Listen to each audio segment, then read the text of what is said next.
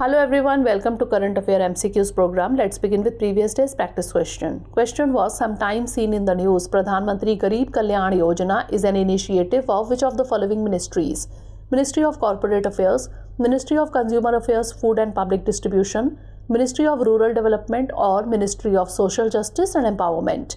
The correct answer is option B, Ministry of Consumer Affairs, Food and Public Distribution. Recently, the Pradhan Mantri Garib Kalyan Anna Yojana was seen in the news. The central government is providing food grains free of cost to Antyodaya Anna Yojana households and priority households beneficiaries under Pradhan Mantri Garib Kalyan Anna Yojana for a period of 1 year beginning from 1st January 2023. It comes under the Union Ministry of Consumer Affairs, Food and Public Distribution. Initially, the main aim of this scheme was to supply free food grains to the migrants and poor people. Therefore, option B is the correct answer. Now let's begin today's session. First question is, consider the following statements regarding the Indo-Pacific Economic Framework for Prosperity. 1. It is a free trade agreement. 2. It was launched by the United States. Which of the statements given above is or are correct? 1 only, 2 only, both 1 and 2, or neither 1 nor 2.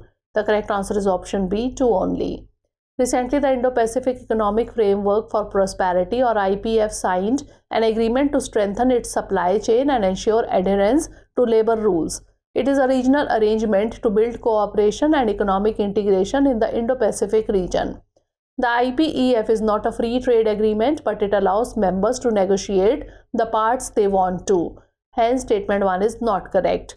It was launched by United States President Joe Biden in May 2022. Hence, statement 2 is correct. Therefore, option B is the correct answer.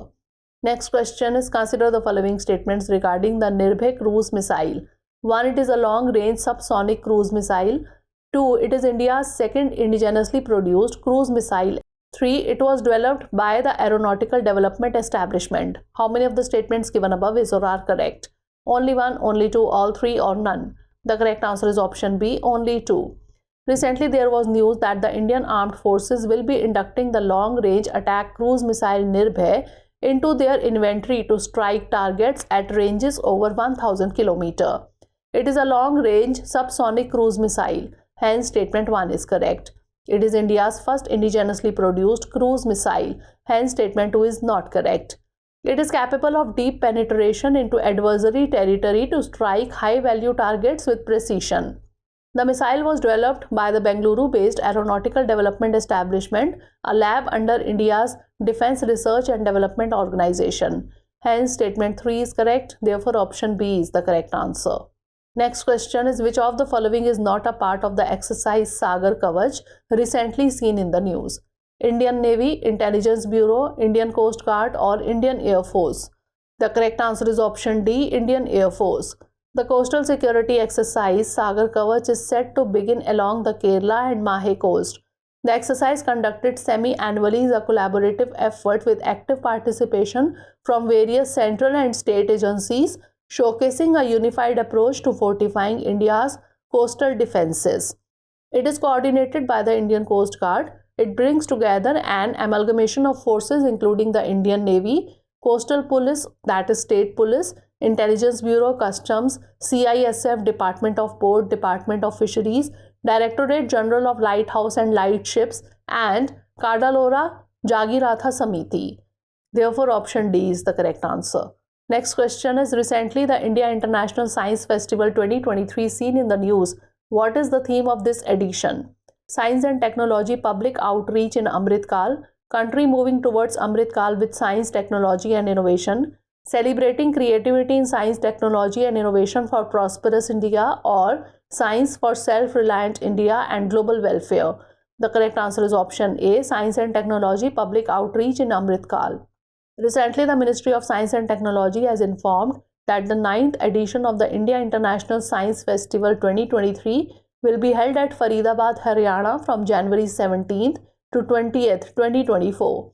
It will be held at the campus of Translational Health Science and Technology Institute and Regional Center for Biotechnology of Department of Biotechnology in Faridabad. The theme of the present edition is Science and Technology Public Outreach in Amrit Kal. It aims to provide a platform for inspiring public at large and individuals with diverse levels of interest like students, educators, scientists, researchers, industry professionals, entrepreneurs, and science communicators. Therefore, option A is the correct answer. Next question is, consider the following statements regarding the National Health Authority. 1. It is an attached office of the Ministry of Health and Family Welfare. 2. It has developed the National Health Claims Exchange. Which of the statements given above is or are correct? 1 only, 2 only, both 1 and 2, or neither 1 nor 2? The correct answer is option C, both 1 and 2. Recently, the National Health Authority and the Insurance Regulatory and Development Authority of India have joined hands to operationalize the National Health Claim Exchange. The NCHX is designed to be interoperable, machine-readable, auditable and verifiable, as well as help ensure the information exchanged is accurate and trustworthy. The National Health Authority is an attached office of the Ministry of Health and Family Welfare with full functional autonomy. Hence, statement 1 is correct. It is governed by a governing board chaired by the Union Minister for Health and Family Welfare. Hence, statement 2 is correct. It is the apex body responsible for implementing Ayushman Bharat Pradhan Mantri Jan Arogya Yojana. Therefore, option C is the correct answer. Next question is, which of the following is the nodal ministry of Pradhan Mantri Particularly Vulnerable Tribal Group Mission? Ministry of Tribal Affairs, Ministry of Agriculture and Farmers Welfare, Ministry of Rural Development, or Ministry of Skill Development and Entrepreneurship? The correct answer is option A, Ministry of Tribal Affairs. Recently, the Prime Minister launched the PM PVTG Development Mission in a bid to empower the tribals on the birth anniversary of Birsa Munda. PVTGs are a more vulnerable group among tribal groups in India. Under the scheme, about 11 interventions like the PM Gram Sadak Yojana, PM Gram Awas Yojana, Jal Jeevan Mission and others will be taken to these target villages through the coordinated work of 9 ministries. The nodal ministry for the mission is Ministry of Tribal Affairs. Under the scheme, about 11 interventions like the PM Gram Sadak Yojana, PM Gram Awas Yojana, Jal Jeevan Mission and others will be taken to these target villages through the coordinated work of 9 ministries. Therefore, option A is the correct answer. Next question is, consider the following statements regarding the Mars solar conjunction. 1. It is a phenomenon which occurs when the Mars is between Earth and Sun. 2. It happens once every year. Which of the statements given above is or are correct? 1 only, 2 only, both 1 and 2, or neither 1 nor 2? The correct answer is option D, neither 1 nor 2. Recently, NASA announced that it will stop sending commands to its fleet of robotic probes on or orbiting the red planet Mars due to Mars solar conjunction. It is a phenomenon which occurs when the Sun is between Earth and Mars. Hence, statement 1 is not correct. During this time, Sun expels hot ionized gas from its corona. It happens once every 2 years. Hence, statement 2 is not correct. This year, it is occurring between November 11 and November 25. Therefore, option D is the correct answer. Next question is, on which of the following the National Epilepsy Day is celebrated? 18th November, 17th November, 15th November or 16th November? The correct answer is option B, 17th November. National Epilepsy Day is celebrated every year in India on November 17 to raise awareness around the brain disorder and bust myths surrounding the disease. Epilepsy is a brain disorder that can cause seizures due to abnormal brain activity or temporary changes in the brain's electrical functioning. As per American Association of Neurological Surgeons, brain continuously generates tiny electrical impulses in an orderly pattern that travel along the network of nerve cells in the brain. In epilepsy, these electrical rhythms become imbalanced and the normal electrical pattern is disrupted by a sudden and synchronized burst of electrical energy that may briefly affect their consciousness, movements or sensations. Therefore, option B is the correct answer. Next question is, recently seen in the news, the exercise Mitra Shakti 2023 is held between which of the following? India and Sri Lanka, India and Myanmar, India and Nepal, or India and Afghanistan? The correct answer is option A, India and Sri Lanka. Recently on 16th November, the 9th edition of India-Sri Lanka Joint Military Exercise Mitra Shakti 2023, commenced in Ondh, Pune. The exercise is being conducted from 16th to 29th November 2023. The Indian contingent of 120 personnel is being represented mainly by troops from the Maratha Light Infantry Regiment. The Sri Lankan side is being represented by personnel from 53 Infantry Division. 15 personnel from Indian Air Force and 5 personnel from Sri Lankan Air Force are also participating in the exercise. Therefore, option A is the correct answer.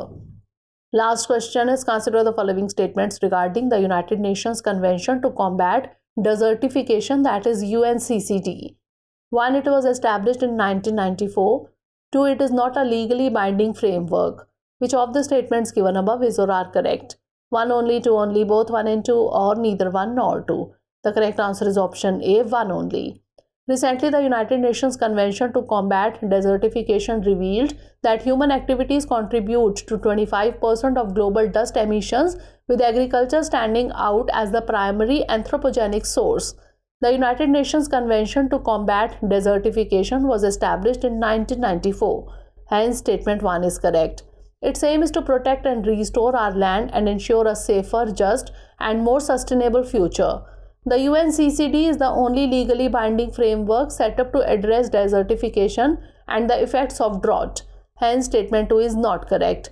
There are 197 parties to the convention, including 196 country parties and the European Union. Therefore, option A is the correct answer. Now it's time for the practice question. On which of the following the World Children's Day is celebrated? 18th November, 19th November, 20th November, or 21st November?